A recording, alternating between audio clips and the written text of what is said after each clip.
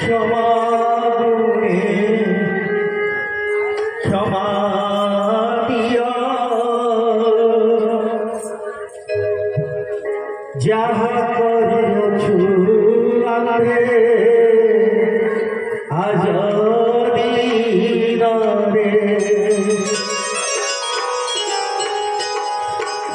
आहे प्रभु क्षमामय क्षमा गुणे क्षमा दिया जहाँ करियछु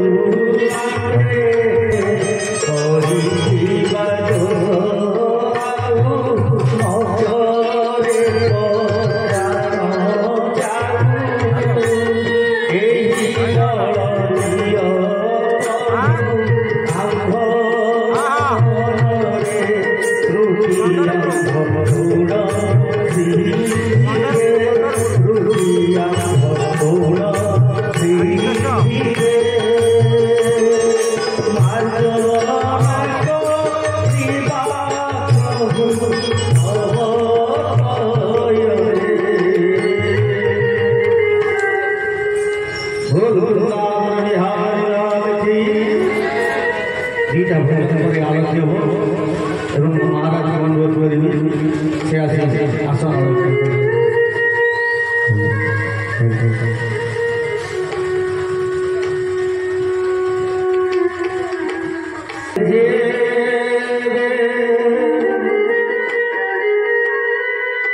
दीन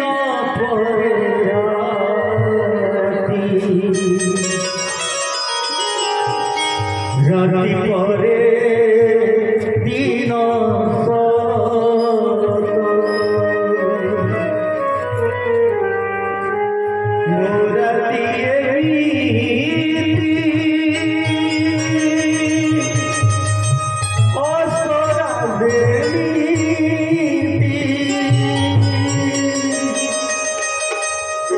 कुह प्रभु जगन्नाथ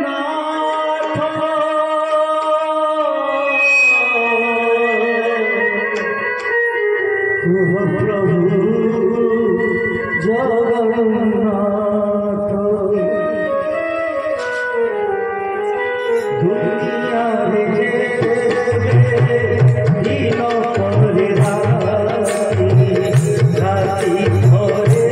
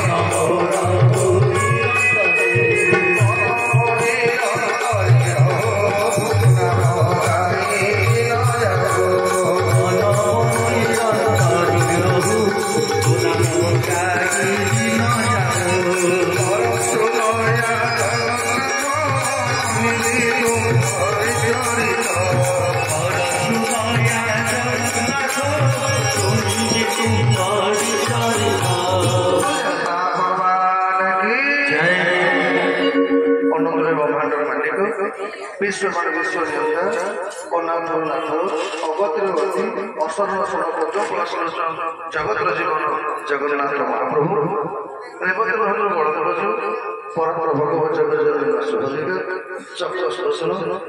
पीठाधीश वृंदावन रचना सरस्वती मौली नंदनंदन नवीन देवकी प्रणधन श्यामसुंदर भगवान आध्यात्मिक शक्ति स्वरूपिणी निकुंज कुंजेश्वरी रासाश्वरी राधाराणी क्षेत्राधीश्वरी परात्पर भगवत जगजननी माँ जोगमया पीठाधीश्वर आखंड भगवान इष्टदेव रघुनाथजी मध्य संस्कृति और पूज्य पूज्य भगवान कथा स्वरूप श्री श्री व्यास महाराज धारक यज्ञ नियुक्त थी समस्त ब्राह्मण मंडली को नमो ब्रह्मण देवा गोपनाथ चेन्नई समस्त ब्राह्मण देवता मान को भक्तिमत प्रणाम निवेदन कर पवित्र कार्यक्रम उपस्थित थी परम पूजन पितृमती पंडित अनेत्र अग्रगण्य मणिनंदन ठार आरंभ कर नंदा भाईना तथा सुखानंदा इत्यादि समस्त ब्राह्मण देव दंडवत इत्यादि समस्त ब्राह्मण देवता मानव भक्तिमत प्रणाम निवेदन कर पवित्र कार्यक्रम को आयोजन कर माँ जोगमया भागवत भाव प्रचार तथा प्रसाद सांस्कृतिक सेवा परिषद गंडरपुर समस्त सदस्य समस्त न्यायालय पवित्र कार्यक्रम सामिल हुई अष्टादश वार्षिक श्रीमद भागवत सप्ताह कथा जगार सफल रूपायन करने चेष्टा कर समस्त ग्रामवासी समस्त न्यायालय जमी तुलसी पत्र छोट बड़ भगवान से दिव्य कार्यक्रम जो सामिल कर भारत भाई ठार आरंभ कर शिव भाई तथा घन भाई एवं अच्युतानंद महापुरुष पिंटू बापी सिकु इत्यादि समस्त भंज भाईना इत्यादि समस्त भक्तवृंद एजावत आपण भगवान रसर संकेत परिचालना करुवा तथा भगवान पवित्र कार्यक्रम 9 दिन परिचालक रूप मंच मनोनयन आयुष्मान ओडार सुनामधन्य कथावाचक श्रीजुक्त पंडित प्रकाश चंद्र बेहरा महोदय पादंतर सहकर्ता मोर समस्त सहयोगी परम पूजनीय रवि भाईना तथा मुन्ना भाईना एवं भगवान पवित्र रस को भजन मान बांधि भौणी ये पवित्र संध्यार भगवान कथा को श्रवण करने सुदूर बांकीवासी मोर बड़ भाई मुन्ना भाईना एवं प्रफुल्ल मोर्शन ठार आरंभ कर उपस्थित समस्त सज्जन बृंद एवं ये दरबार 7 दिन धरी निरवच्छिन्न भाव में कथा श्रवण कर क्राइम ब्रांच एसपी माधुरी समल महोदय क्राइम ब्रांच डीजी परम पूजन माताजी सरोज माताजी उपस्थित समस्त सज्जन बृंद भक्तिमती माँ मैंने आशीर्वाद कुनि कुनि पिला मैंने आपण मान समस्त ये अधर्म सेवक प्रणाम आसतु आज पूर्णाहुति विलंब आमे माने टिके भगवान को कार्यक्रम विलंब आरंभ करुଛୁ ଏଥିପାଇଁ ଆମେ ମାନେ ଆପଣମାନଙ୍କ ପାଖରେ କ୍ଷମା ପ୍ରକାଶ କରୁଛୁ କିନ୍ତୁ ଆଜି ଆମର ଯଜ୍ଞ ସଫଳ ହେଇଛି କାହିଁକି ନା ଯୋଉ ଯଜ୍ଞରେ ଦେବରାଜ ଇନ୍ଦ୍ରଙ୍କର ଆଗମନ ଘଟେନି ତେଣୁ ଜାଣିବେ ସେ ଯଜ୍ଞ ସଫଳ ହେଇଛି ଆଜି ଯେତେବେଳେ ଆମେ ମାନେ ଯଜ୍ଞ ଆରମ୍ଭ କଲୁ ତ ସେତେବେଳେ ଦେବରାଜ ଇନ୍ଦ୍ର ସବୁ ଦେବତାମାନଙ୍କ ସହିତ ଆମ ଯଜ୍ଞଶାଳାରେ ପଦାର୍ପଣ କରିଛନ୍ତି ଅର୍ଥ ଆମ କଥା ଶ୍ରବଣ କରିବା ପାଇଁ ସବୁ ଦେବତା ମାନେ ମଧ୍ୟ ଆମ ସାଙ୍ଗରେ ଅଛନ୍ତି ଏଇଟା କନଫର୍ମ ହେଇଗଲା ତେଣୁ ଆସନ୍ତୁ ସେଇ ବାବା କଥା ପୂର୍ବରୁ ପହଞ୍ଚି ଇନ୍ଦ୍ର ଜମା ଭୁଲ କରୁନାହାନ୍ତି ଦୁଇ ବାର ନାମ କୀର୍ତ୍ତନ କରିବା ଯେମିତି ଭଗବାନଙ୍କର କୃପା ହବ କଥା ଶ୍ରବଣ କରିବେ ଭଜ ଭଜରେ ମନୁଆ ରାଧା ଗୋବିନ୍ଦ ଭଜ ଭଜରେ ମନୁଆ ରାଧା ଗୋବିନ୍ଦ ଭଜ ଭଜରେ ମନୁଆ ରାଧା ଗୋବିନ୍ଦ ଭଜ ଭଜରେ ମନୁଆ ରାଧା ଗୋବିନ୍ଦ ଭଜ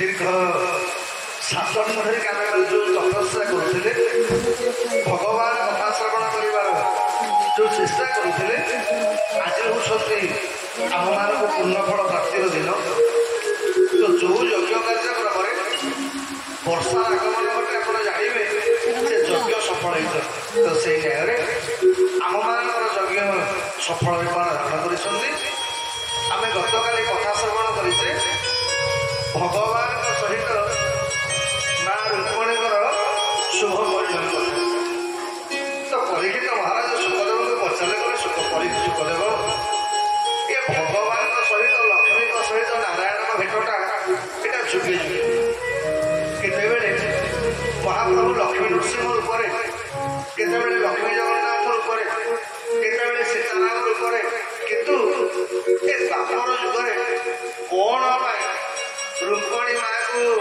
आउ जन को वर्ण करने को पड़ा आउ जन बनवेश बसिले आज्ञा मंडप सजा जनक ना बाहाघर निमंत्रण पत्र छपा जनक ना किंतु भगवान बाहा रुक्मणी माँ या कारण कौन सुखदेव परीक्षित प्रश्न सुखदेव गोस्वामी राधे गोविंद राधे गोविंद राधे गोविंद परमानंद परमानंद परमानंद राधे गोविंद राधे गोविंद राधे गोविंद परमानंद परमानंद परमानंद राधे गोविंद राधे गोविंद राधे गोविंद परमानंद परमानंद परमानंद राधे गोविंद राधे गोविंद राधे गोविंद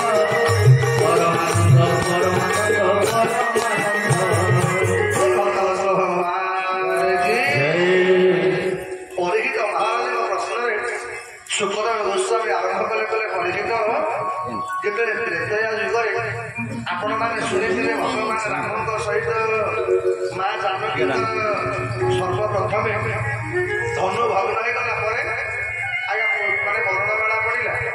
ବର୍ଣ୍ଣମାଳା ପଡ଼ିଲା ପରେ ଦଶରଥ ମହାରାଜ ତାଙ୍କର ଦି ପୁତ୍ର ଭରତ ଶତ୍ରୁଘ୍ନକୁ ସାଙ୍ଗରେ ଆଣିକି ଆସିଲେ।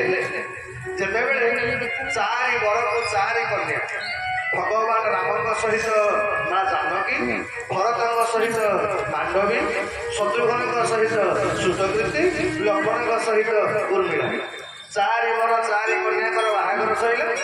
ତ ବାହାଘର ପରେ ଯୋଉଦିନ ମଧୁସୂଦନ ଦିନ ସେଦିନ ଜାନକୀ ମା ସଖୀମାନଙ୍କ ବେଳରେ ଭଗବାନ ରାମଙ୍କ ସହିତ ଆଜ୍ଞା ଭେଟ ହବ। ଜାନକୀ ମା ସଜେଇ ହେଇକି ଯାଉଛନ୍ତି ବଧୂ ବେଶରେ। ସଖୀମାନେ ଚାରିପଟ ଯାକ ଅନେକ ଥଟ୍ଟା ପରିହାସ କରି ଜାନକୀ ମାଙ୍କୁ ମଧୁଶଯ୍ୟା ଗୃହକୁ ନେଇକି ଯାଉଛନ୍ତି। ଠିକ ଏତିକି ବେଳେ ମଦନିକା ବୋଲି ଗୋଟେ ସଖୀ ଜାନକୀ ମାଙ୍କୁ କହିଲା କହିଲା ଜାନକୀ କି ତମେ ଯାହାକୁ ବାହା ହଉଛ ତାଙ୍କ ବିଷୟରେ ତମେ ଜାଣିଛ କି ନାହିଁ କହିଲେ ତାଙ୍କ ବାୟୁଟା ସବୁ ଜାଣିଛଟି? ଜାନକୀ କହିଲେ ମୋ ସ୍ୱାମୀ ବିଷୟରେ ପୁଣି ମୁଁ ଜାଣିନି। ଆରେ ରଘୁକୁଳର ମଉଡ଼ମଣି ମୋ ସ୍ୱାମୀ, ଯିଏ ଗୋଟିଏ ହାତରେ ତାଡ଼କାକୁ ଉଦ୍ଧାର କଲେ, ଯୋଉ ସ୍ୱାମୀ ମୋର ସୁବାହକୁ ଉଦ୍ଧାର କଲେ, ଯୋଉ ସ୍ୱାମୀ ମୋର ଅହଲ୍ୟା ଉଦ୍ଧାର କରିଛନ୍ତି ଇତ୍ୟାଦି। ଆଜ୍ଞା ଜାନକୀ ମା ଭଗବାନ ରଘୁନାଥଙ୍କର ସବୁତକ ଗୁଣ ବର୍ଣ୍ଣନା କଲେ। ମଦନିକା କହିଲା ସଖୀ ସେ ତ ଆଉ ଗୋଟେ ଅଛି ତମ ଠାକୁରଙ୍କର ତମ ସ୍ୱାମୀଙ୍କର ନା କଣ ନା ବୁଝିଲୁ? ତମ ସ୍ୱାମୀ ଜଣେ ଭଲ ମେଜିସିଆନ, ମାନେ ଭଲ ଚାଲାକ। ଯେତେକ ମା ମାନେ ମୋର ବୟସ ମନେକର ଗୋଟେ ଝିଅ ନୂଆ ବାହାଘର ହେଇଥିବ, ସିଏ ବାହା ହେଇକି ତା ସ୍ୱାମୀ ଘରକୁ ଗଲା ବେଳେ ଯଦି ଚାରିପଟେ କିଏ ଗୋଟେ ସ୍ତ୍ରୀ ଲୋକ କହିବ ବୁଝିଲୁ ତୁ ଯାହାକୁ ବାହା ହେଲୁ ସେଟା ଗୋଟେ ଘୋଡା ପୋଷିବା। ଆଜ୍ଞା ସିଏ ଝିଅର ଅବସ୍ଥା ଯାହା ଜାନକୀଙ୍କ ଅବସ୍ଥା ସେଇଆ କଲେ ହେଇଛି। ମତେ ଆଗରୁ କହିନଥାନ୍ତ କିନ୍ତୁ କଣ ସେ ସବୁ ମେଜିକି ଜାଣିଛି ତା ସଖୀ ଶୁଣୁ। ତା ମେଜିକି ହେଲା ତୋ ସ୍ୱାମୀଙ୍କର ପାଦ ବାଜିଲେ ପଥରଟା ସ୍ତ୍ରୀ ହେଇଯାଉଛି। ଆଉ ସହଜେ ତା ବାପା ପାଖରେ ଏମିତିଆ କଳା ନଥିଲା। ଦଶରଥଙ୍କ ପାଖରେ ସ୍ତ୍ରୀ ପ୍ରଡକ୍ସନ ଫ୍ୟାକ୍ଟ୍ରି ନଥାଇକି 753 ଆଉ ତାହା ପୁଅ ପାଖରେ ପାଦରେ ପଥର ବାଜିଲେ ସବୁ ସ୍ତ୍ରୀ ହେଇଯିବେ। ଇଏ ସବୁ ଗୁଡାକ ତୋରି ସୌତୁଣୀ ହେବେ। ଆଚ୍ଛା ଜୀବନରେ କୋଉ ନାରୀ ତା ସ୍ୱାମୀଟା ଆଉ ଗୋଟାକୁ ଭଲ ପାଉ ଏଇଟା କେବେ ଚାହିଁବନି। ଆଜ୍ଞା ଜାନକୀ ମା ଯୋଉ ମନ ଖୁସିରେ ଯାଉଥିଲେ ମଧୁଶଯ୍ୟା ଘରକୁ ପଛକୁ ପଳେଇଗଲେ, କହିଲେ ହେ ଆଉ ଯିବି। ଏବେ ସଖୀ ମାନେ ମତେ ଆଗରୁ କହିଲନି ଏବେ କରିବି କଣ ନା ଶୁଣୁ ଏବେ ତୋର ଯୋଉ ନୂଆ ନୂଆ ବାହା ହେଇଛି 10ଟି ମୁଦି ପିନ୍ଧୁଛି, ଏପଟେ 5 ମୁଦି ସେପଟେ 5 ମୁଦି। ଏରେ ଭଗବାନ ରାମଙ୍କୁ ପାଦ ଛୁଇଁକି ମୁଣ୍ଡିଆ ମାରିବୁ 10ଟା ସୌତୁଣୀ ଫ୍ରିରେ ପାଇବୁ। ଜାନକୀ କହିଲେ ମୁଣ୍ଡିଆ ମାରି ହବ। ମନେ ମନେ ଭାବିଲେ କହିଲେ ଆଗରୁ କଣ ଗୋଟେ କରିଥାନ୍ତି। ସଖୀକି ପଚାରିଲେ ହେ ସେ କଣ କଲେ ଆର ପ୍ରମାଦର ଟିକେ କହୁନା। ଶେଷକୁ ଜାନକୀ ମା ବିଚାର କଲେ। ସଖୀ ମାନେ କଲେ ଦେଖ ଏ ରଘୁବଂଶୀ ମାନେ ଭାରି ମାନେ ସତ୍ୟ ପୁରାଣ। ତମେ ଗୋଟେ କାମ କର, ଆଜି ଭଗବାନ ରାମଙ୍କର ପ୍ରତିଜ୍ଞା କରିଦିଅ ଏ ଜନ୍ମରେ ଆଉ କୌଣସି ନାରୀ ଗ୍ରହଣ କରିବେନି। ଆଜ୍ଞା ସେଇଆ ଜାନକୀ ମା ସଖୀ ମାନଙ୍କର ଟ୍ରେନିଂ ପାଇ ଗଲେ ମଧୁଶଯ୍ୟା ଘରକୁ। ଆଜ୍ଞା ଭଗବାନ ରାମକୁ ମୁଣ୍ଡିଆ ମାରିବେ କଣ ଆଉ ପାଦ ଛୁଆଁ ଛୁଇଁ କଲେନି, 4 ହାତ ଦୂରରେ ଛିଡା ହେଲେ। ଜାନକୀ ଡାକିଲେ ସଖୀ ପାଖକୁ ଆସୁନ। ନାଇଁ ପ୍ରଭୁ ଯିବେ। ନା କଣ ହେଇଛି କହୁନା।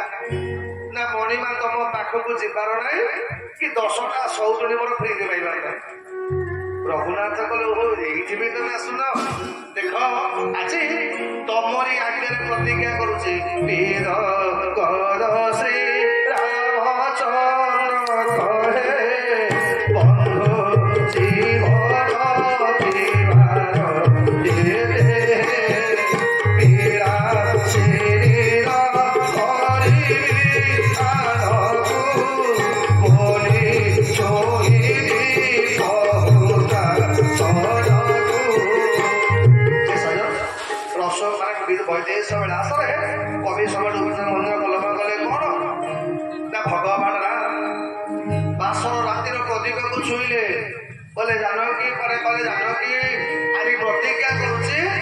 ଏ ଜନ୍ମରେ ଅନ୍ୟ କୌଣସି ନାରୀ ଗ୍ରହଣ କରିବା କଥା, ଅନ୍ୟ କୌଣସି ନାରୀର ମୁହଁ ବି ଦେଖିବିନି, ଏଇଟା ପ୍ରତିଜ୍ଞା କଲି। ଆଜ୍ଞା ଯେମିତି ଭଗବାନ ରାମ ପ୍ରତିଜ୍ଞା କଲେ, ଜାନକୀ କହିଲେ ଆମେ କୋଉ ଛାଡ଼ିଲା ପାଟି। ଜାନକୀ କହିଲେ ପ୍ରଭୁ ଆପଣ ଗୋଟେ ଜନ୍ମ ପାଇଁ ପ୍ରତିଜ୍ଞା କଲେ, ହେଲେ ମୋ କଥା ଶୁଣନ୍ତୁ, ଏ ଜନ୍ମରେ ଅନ୍ୟ କୌଣସି ପୁରୁଷ ମୁହଁ ତ ଦେଖିବିନି, ଯଦି ଆଗାମୀ ଜନ୍ମରେ ମୋ ବାପା ବାହାଘର ଠିକ କରିଥିବ, ଡେଟ୍ ଫିକ୍ସ ହେଇଥିବ, ଇନଭାଇଟେସନ କାର୍ଡ ଛପା ହେଇଥିବ, ଜଣକ ନାଁରେ ମୁଁ ମହାମୁକୁଟ ପିନ୍ଧିଥିବି, କିନ୍ତୁ ରାତି ଅଧିଆ ପର ଭଣ୍ଡ କରୁଛି ବାହୁଡ଼ି ପାର୍କା ବହେ ତୁମ କୋରେ ବିଲୋଡ଼ି, ପାର୍କା ବହେ ତୁମ କୋରେ ବିଲୋଡ଼ି, ପାର୍କା ବହେ ତୁମ କୋରେ ବିଲୋଡ଼ି। ଆଜି ଜାନକୀ ମା କହିଲେ ପ୍ରଭୁ ଯଦି ମୋ ବାହାଘର ଠିକ ହେଇଥିବ, କିନ୍ତୁ ମୁଁ କଥା ଦଉଛି ଆଗାମୀ ଜନ୍ମରେ ମୁଁ ଖବର ପଠେଇବି, ରାତି ଅଧରେ ତମ ସହିତ ଫେରାରେ ହେଇକି ପଳେଇବି। ଯାହା କହିଥିଲେ ଭଗବାନ ଜାନକୀ ଆଜ୍ଞା ସେଇଆ ବାହାଘର ହେଇଛି କାହା ନାଁରେ? ଶିଶୁପାଳ ନାଁରେ। କାର୍ଡ ଛପା ହେଇଛି ଶିଶୁପାଳ ନାଁରେ, କିନ୍ତୁ ଭଗବାନ ମୋର ବିବାହଘର କଲେ ରୁକ୍ମଣୀଙ୍କ ସହିତ। ଖାଲି ରୁକ୍ମଣୀ ନୁହେଁ, 8 ଜଣ ପ୍ରମୁଖ, 7 ଜଣ ଆଉ ହେଲେ ପ୍ରମୁଖ ପାଟରାଣୀ। ସତ୍ରାଜିତଙ୍କର କନ୍ୟା ସତ୍ୟଭାମା, ଜାମ୍ବବାନଙ୍କ କନ୍ୟା ଜାମ୍ବବତୀ। ଆମେ ପରଦିନ ନା ଶୁଣି ନଥିଲେ ଯେତେବେଳେ ଭଗବାନ ଆଜ୍ଞା ରଘୁନାଥ ଯାଇଥିଲେ ଜନକଙ୍କର ଜୋଇ ଡାକରା ପାଇ, ତ ସେତେବେଳେ ଆଜ୍ଞା ଯୋଉ ମାଙ୍କଡ ଭାଲୁ ମାନେ ଯାହା କାଣ୍ଡ କଲେ ଆପଣ ତ ଖବର ପାଇଥିବେ। ଏ ମାଙ୍କଡ ଭାଲୁ ମାନଙ୍କର ଏମିତି ଅଶୃଙ୍ଖଳ ଦେଖିଲା ପରେ ଭଗବାନ ରାମଙ୍କୁ ଭାରି ଲାଜ ଲାଗିଲା। ଭଗବାନ କହିଲେ ଏ ବାନର ଭାଲୁ ଗୁଡାକ ମୋ ଶ୍ୱଶୁର ହେବ ପ୍ରେଷ୍ଟିଜ ଲିକ୍ କରିଦେଲେ। ଆଜ୍ଞା ଭଗବାନ ରାମ ଯେତେବେଳେ ମନ ଦୁଃଖରେ ଆଜ୍ଞା ତଳକୁ ମୁହଁ ପୋତିଦେଲେ, ଜନକ ଜାଣିପାରିଲେ ଯେ ମୋ ଜୋଇଟାର ମନ ଦୁଃଖ ହେଇଛି। ଏଇଥିପାଇଁ ରାଜା ଜନକ ସାଙ୍ଗେ ସାଙ୍ଗେ ରଘୁନାଥ ମହାପ୍ରଭୁଙ୍କୁ ଡାକିଲେ କୋଳକୁ, କୁଣ୍ଢେଇ ପକେଇଲେ, କହିଲେ ରାମ ମୁଁ ଖରାପ ଭାବିନି। ଆରେ ବାନର ମାନଙ୍କର ସ୍ୱଭାବ ସେମାନେ ଚଞ୍ଚଳ, ଆଉ ଯଦି ସେମାନେ ଚଞ୍ଚଳ କଣ ନିଆଁ ପିଟା ଟିକେ କରିଦେଲେ ତ ଆଉ କିଛି ନାହିଁ, କିଛି ଅସୁବିଧା ନାହିଁ, ମୁଁ ଜମା ଖରାପ ଭାବିନି। ଏଇଆ କହି ଯେତେବେଳେ ଆଜ୍ଞା ରାଜା ଜନକ ଭଗବାନ ରଘୁନାଥଙ୍କୁ ଆଲିଙ୍ଗନ କରି ପକେଇଲେ, ଜାମ୍ବବାନଙ୍କ ମନରେ ଭାବନା ଆସିଲା, କଲା ଖାସ୍ ଏ ମୁଁ ଯଦି ଭଗବାନଙ୍କର ଗୋଟେ ସମ୍ବନ୍ଧୀ ହେଇଥାନ୍ତି, ମୁଁ ବି ଯଦି ଭଗବାନଙ୍କର ଶ୍ୱଶୁର ହେଇଥାନ୍ତି, ଏ ଶ୍ୱଶୁରଟା ଯେମିତି ଜୋଇକି ଆଲିଙ୍ଗନ କରିଛି, ମୁଁ ବି ସେମିତି ଭଗବାନଙ୍କୁ ଆଲିଙ୍ଗନ କରିଥାନ୍ତି। ଭଗବାନ ରାମ କହିଲେ ଜାମ୍ବବାନ ତମ ମନ କଥାଟା ମୁଁ ଜାଣିଲି ଯେ ଏ ଜନ୍ମରେ ମୁଁ ଏକ ପତ୍ନୀ ବ୍ରତ ଗ୍ରହଣ କରିଛି, ଏଇଥିରେ ତମ କାମନା ପୂର୍ଣ୍ଣ ହେଇପାରିବନି। ଆଗାମୀ ଜନ୍ମରେ ମୁଁ ତମ କନ୍ୟାର ପାଣି ଗ୍ରହଣ କରିବି, ଆଉ ତମକୁ ମୋ ଶ୍ୱଶୁର ହବାର ସୌଭାଗ୍ୟ ପ୍ରଦାନ କରିବି। ଏଇଥିପାଇଁ ଭଗବାନ ସାମନ୍ତକ ମଣି ଖୋଜିବା ପ୍ରସଙ୍ଗରେ ଜାମ୍ବବତୀଙ୍କ ସହିତ ବାହାଘର ହେଲା। ନକୁଳଜିତଙ୍କ କନ୍ୟା ମିତ୍ରଜିତା, ଲକ୍ଷଣା, ଭଦ୍ରା, କାଳନ୍ଦୀ ଏମାନେ ହେଲେ 8 ପାଟରାଣୀ, ଆଉ ଭୌମାସୁର ବନ୍ଦୀ କରିକି ରଖିଥିବା 16,100 ଜଣ ନାରୀଙ୍କୁ ଏକା ଦିନରେ ଭଗବାନ ବାହା ହେଲେ। କହିଲେ 16,100 ନାରୀ ବରରୁ ଘରେ ଅନୁସରୀ।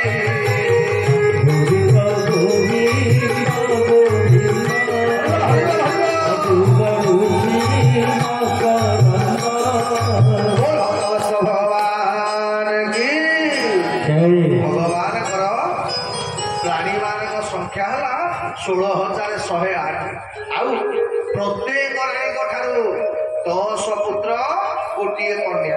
16,108 ଗୁଣନ 11। ଆପଣ ମାନେ ହିସାବ କରିଦେଇକି ଭଗବାନଙ୍କର ଟୋଟାଲ ଫ୍ୟାମିଲି ମେମ୍ବର କେତେ ଆପଣ ଜାଣିପାରିବେ, କହିବା ଦରକାର ପଡ଼ିବ। ଭଗବାନ ତାଙ୍କ ଏଇ ସମୟରେ ସୁଖଦେବ ଗୋସ୍ୱାମୀ ପଚାରିଲେ, କଲେ ପରୀକ୍ଷିତ ଆପଣ ମତେ ଗତକାଲି କହୁଥିଲେ ଯେ ଭଗବାନ କାହାକୁ ବେଶୀ ଭଲ ପାଆନ୍ତି? ମୁଁ ଶୁଣିଛି ଯେ ଭଗବାନ ଯେତେବେଳେ ସ୍ୱଧାମକୁ ଗଲା ବେଳେ ଜଣକ ନାଁ କେବଳ ମନେ ପକେଇଲେ କି ନା ସୁଦାମା ନାମେ ବିପ୍ରଭର ଅତି ପ୍ରିୟ ସେ କୃଷ୍ଣର ଗୋବିନ୍ଦ ଗୋବିନ୍ଦ ଗୋବିନ୍ଦ ସବୁଗାଳୁଛି ଭକ୍ତରଙ୍ଗ। ପରୀକ୍ଷିତ ମହାରାଜ ପ୍ରଶ୍ନ କଲେ ସୁଖଦେବ ଆପଣ ଆଉ ମୋ ଜୀବନ ଯିବା ପାଇଁ ଆଉ ଅଳ୍ପ ସମୟ ମାତ୍ର ବାକି ଅଛି।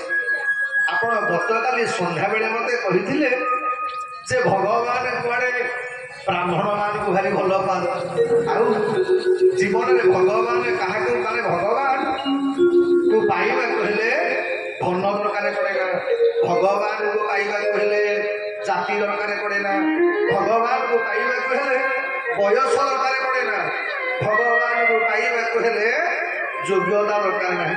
ତାହେଲେ ଭଗବାନ କେମିତି ମିତ୍ରତା କଲେ କାହା ସହିତ ଆଉ ଭଗବାନଙ୍କର ମିତ୍ର ହବା ପାଇଁ କଣ ଯୋଗ୍ୟତା ମତେ ଟିକେ ସୁଦାମାଙ୍କ ଚରିତ୍ର କହନ୍ତେନି।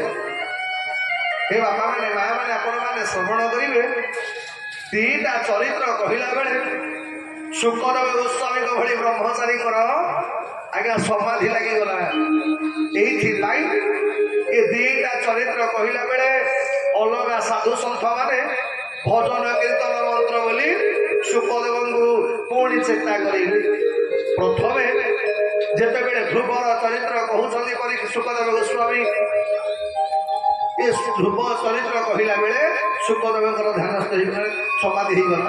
ଆଉ ଦୁଇ ନମ୍ବର ସୁଦାମାର ପ୍ରସଙ୍ଗ କହିଲା ବେଳେ ପରମହଂସ ଚୂଡ଼ାମଣି ଶୁକଦେବଙ୍କର ଆଜ୍ଞା ଧ୍ୟାନ ହେଇଗଲା। ଶୁକଦେବ ଗୋସ୍ୱାମୀ ଆରମ୍ଭ କଲେ କଲେ ପରୀକ୍ଷିତ ମୁଁ ଗତକାଲି ତମକୁ କହୁଥିଲି ନା ଭଗବାନ ମୋର ମଣିଷ ଭଳି ବିଦ୍ୟା ଶିକ୍ଷା କରିବାକୁ ଗଲେ ସନ୍ଦୀପନୀ ଋଷିଙ୍କ ଆଶ୍ରମ। ତ ଶୁକଦେବ ଗୋସ୍ୱାମୀ ପରୀକ୍ଷିତ ପଚାରେ କଲେ ଶୁକଦେବ ଆମେ ସମସ୍ତେ ଜାଣିଛେ ଭଗବାନ କୃଷ୍ଣ ହଉଛନ୍ତି ଜଗତର ଗୁରୁ, କୃଷ୍ଣ ବନ୍ଦେ ଜଗତ ଗୁରୁ। ଆରେ ଜଗତ ଗୁରୁଙ୍କର ଗୁରୁ ହବାର ସୌଭାଗ୍ୟ ଇଏ ସନ୍ଦୀପନୀ ପୂର୍ବ ଜନ୍ମରେ କଣ ପୁଣ୍ୟ କରିଥିଲେ ଯେ ଭଗବାନ କୃଷ୍ଣଙ୍କର ଗୁରୁ ହବାର ସୌଭାଗ୍ୟ ଲାଭ କଲେ।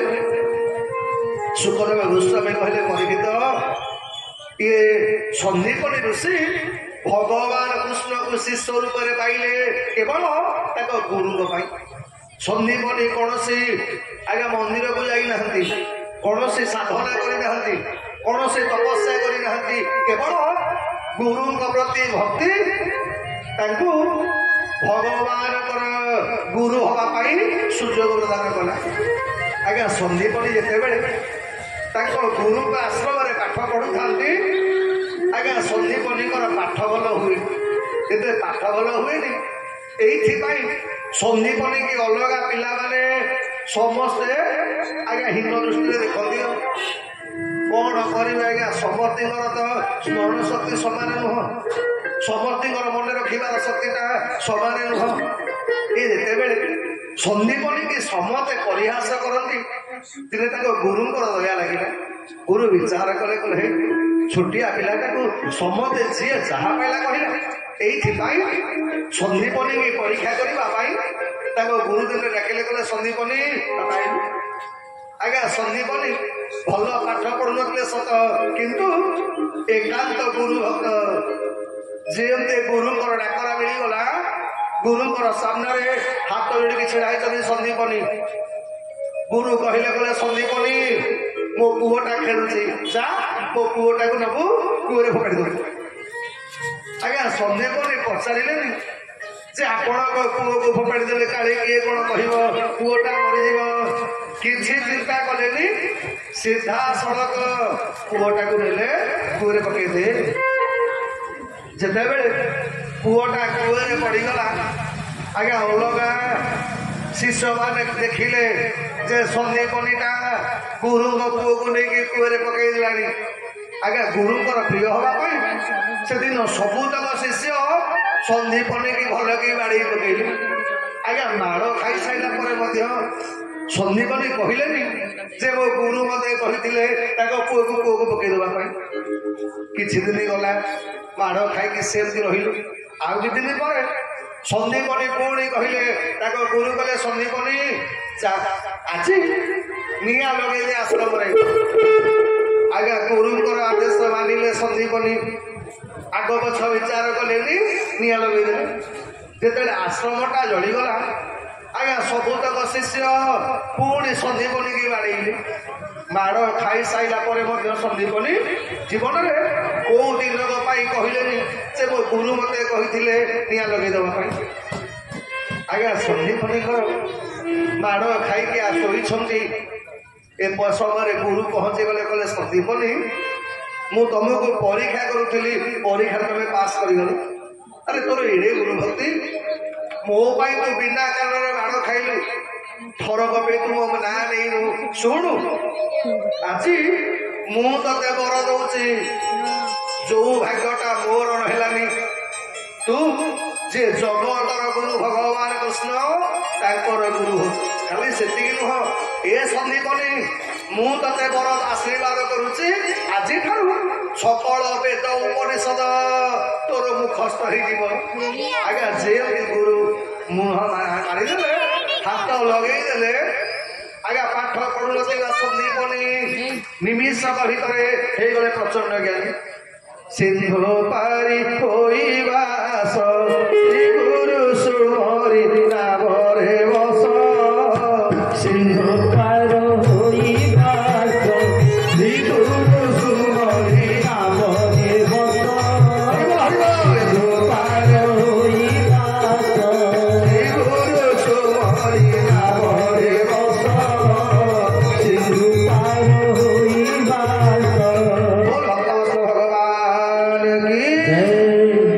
ସନ୍ଦୀପନୀ ଋଷି ଗୁରୁ କୃପା ବଳରେ ଆଜି ଭଗବାନଙ୍କୁ ଶିକ୍ଷା ଦାନ କରିବେ। ସନ୍ଦୀପନୀ ଋଷିଙ୍କ ପାଖରେ ପାଠ ପଢିବା ପାଇଁ ରାମକୃଷ୍ଣ ଦି ଜଣ ଯାକ ସାତ୍ୱକୀ ରଥରେ ବସି ଯାଉଛନ୍ତି ସନ୍ଦୀପନୀ ଋଷିଙ୍କ ଆଶ୍ରମକୁ ଗଲାବେଳେ, ଆଜ୍ଞା ଠିକ ଜଙ୍ଗଲ ଭିତରେ ଭଗବାନଙ୍କର କାନରେ ପଡିଗଲା। କିଏ ଗୋଟେ କାନ୍ଦୁ, ଛୋଟ କିଏ ଗୋଟେ କାନ୍ଦୁଛି। ମୁଁ ଆପଣମାନଙ୍କୁ ପ୍ରଥମରୁ କହିଛି, ଆଜି ବି କହୁଛି, ମୋ ଜଗନ୍ନାଥ ମହାପ୍ରଭୁ ଆଜ୍ଞା ସବୁ ସହ କରିପାରନ୍ତି, କିନ୍ତୁ କିଏ କାନ୍ଦିବ ଏଇଟା ଭଗବାନ ସହ କରିପାରନ୍ତିନି। ସନ୍ଦୀପନୀଙ୍କର ଶିଷ୍ୟ ଯେ ହବା ପାଇଁ ଯାଉଥିଲା ବେଳେ ଭଗବାନ କୃଷ୍ଣଙ୍କର କାନରେ ପଡିଗଲା କାନ୍ଦ। ଭଗବାନ କହିଲେ ସାତ୍ୱକୀ ଟିକେ ରଥ ଡକେଇଲ। ଆରେ ଜଙ୍ଗଲ ଭିତରେ, ଜନମାନବ ଶୂନ୍ୟ ଜଙ୍ଗଲ ଭିତରେ କିଏ ଗୋଟେ କାନ୍ଦୁଛି ଦେଖିଲ? ଯୋଉ ଦିଗକୁ କାନ୍ଦ ଆସୁଛି ଭଗବାନ ରଥଟା ସେଇ ଦିଗକୁ ନେଇକି ଗଲେ। କିଛି ବାଟ ଗଲା ପରେ ନଜର ପଡିଗଲା କଣ, ନା ଗୋଟେ ଗଛ ମୂଳରେ ଛୋଟିଆ ପିଲା ଭଗବାନଙ୍କର ସମବୟସ୍କ ହବ, ଗୋଡରେ କଣ୍ଟା ଗୋଟେ ପଶିଛି, କଣ୍ଟାଟାକୁ ବାହାର କରିପାରୁନି, ରକ୍ତ ରଞ୍ଜିତ ହେଇଗଲାଣି ସମଗ୍ର ବନ ପ୍ରଦେଶ, ଜୀବନ ବିକଳରେ କାନ୍ଦୁଛି। ଭଗବାନ ଆଉ ରଥ ଅଟକେଇବା ଦରକାର ପଡ଼ିଲାନି, ସିଧାସଳଖ ରଥରୁ ଡେଇଁ ପଡିଲେ, ଦୌଡ଼ି ଦୌଡ଼ି କରି ପଳେଇ ଗଲେ ସେ ପିଲା ପାଖକୁ। ଆଜ୍ଞା ପିଲାର କଣ୍ଟା ପଶିଥିବା ଗୋଡଟାକୁ ଟେକିକି ଧରିଲେ, ଚେଷ୍ଟା କଲେ, କଣ୍ଟାଟା ହାତରେ ବାହାରୁନି। ଭଗବାନ ଦାନ୍ତ ଲଗେଇ ଦେଲେ, ମୁହଁ ଯାକ ଭଗବାନଙ୍କ ରକ୍ତ ହେଇଗଲା ସିନା, କିନ୍ତୁ ଭଗବାନ କଣ୍ଟାଟାକୁ ବାହାର କଲେ। ନିଜେ ପିନ୍ଧିଥିବା ବହୁମୂଲ୍ୟ ପିତାମ୍ବରଟା ଚିରିକି ଆଜ୍ଞା ସେ ବ୍ରାହ୍ମଣ ବାଳକର ଗୋଡରେ ବାନ୍ଧିଦେଲେ। ବାନ୍ଧି ସାରିଲା ପରେ ସେ ବ୍ରାହ୍ମଣ ବାଳକ କହିଲା, ହଇରେ ତମ ବେଶଭୂଷା ଦେଖିଲେ ଲାଗୁଛି ତୁ ନିଶ୍ଚିନ୍ତ ରାଜା ଘର ପୁଅ ହେଇଥିବୁ।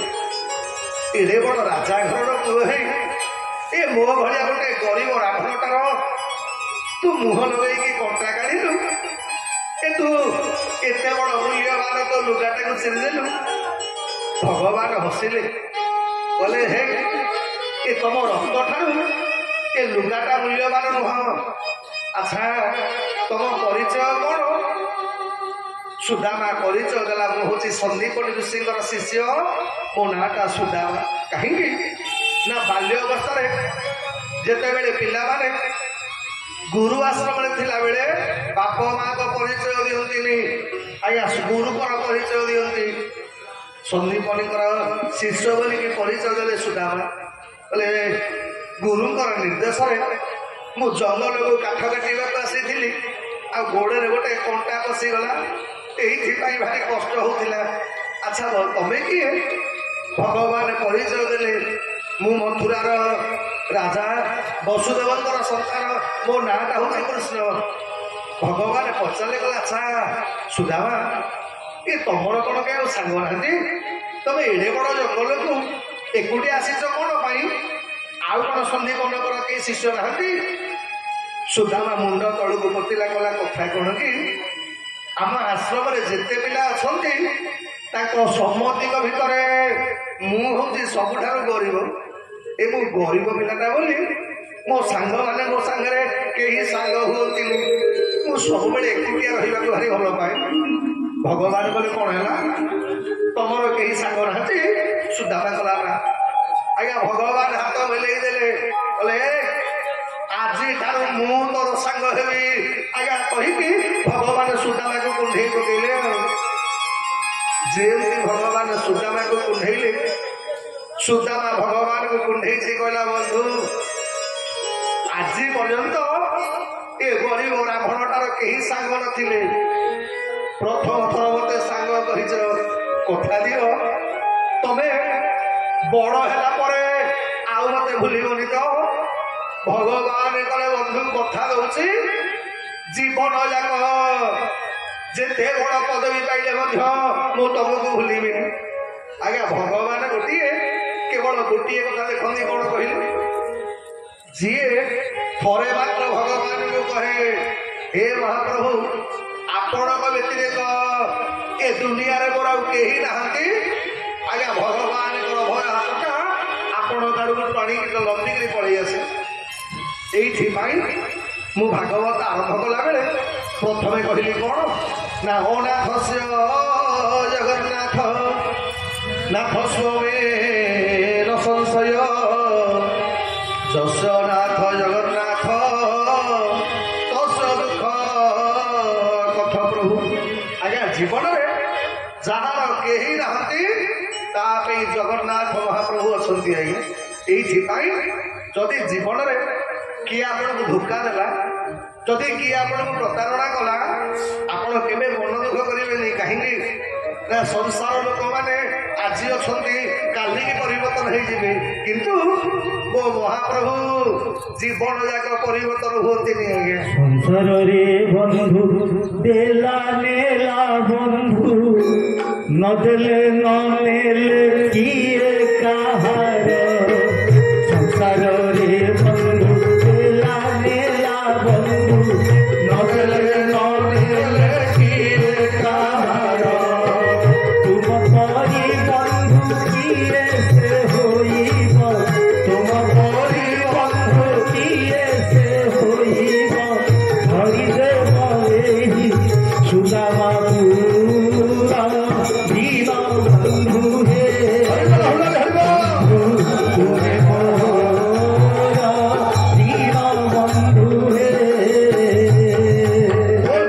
भगवान की से दिन भगवान सुदामा को रथरे बसैकी आनिले आउ से दिन ठारू सुदामार सांगे सांगे भगवान रहते आज्ञा खाइबे एकाठी शोला बेले सांग होइकी शोइबे घेरिला बेले सांग होइकी खेलिबे आज्ञा सुदामाटार भल पाठ हुए सन्दीपनी ऋषिंकर नियम जीए पाठ भूल कर सकाळु दंड स्वरूप जंगल को जावाक पड़ो काठ आने पड़ो आज्ञा सुदामाटार भल पाठ हुए मन रखिपारे ये जो दिन सुदामाटार पाठ भूल हम से दिन भगवान कृष्ण छिड़ा पड़े तबे गुरुजी मत हेले से पाठटा आसुनि मुझे भी भूली जाइए सन्दीपनी हसन कारण सन्दीपनी जानी अरे जो भगवान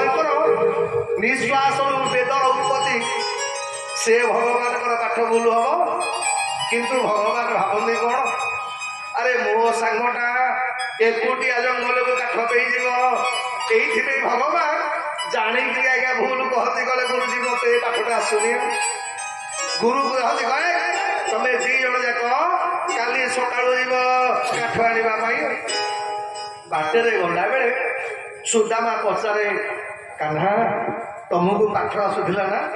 ତମେ ମୋ ସାଙ୍ଗରେ କେବଳ ଜଙ୍ଗଲକୁ ଆସିବା ପାଇଁ ଗୁରୁଙ୍କୁ ମିଛ କହିଲ।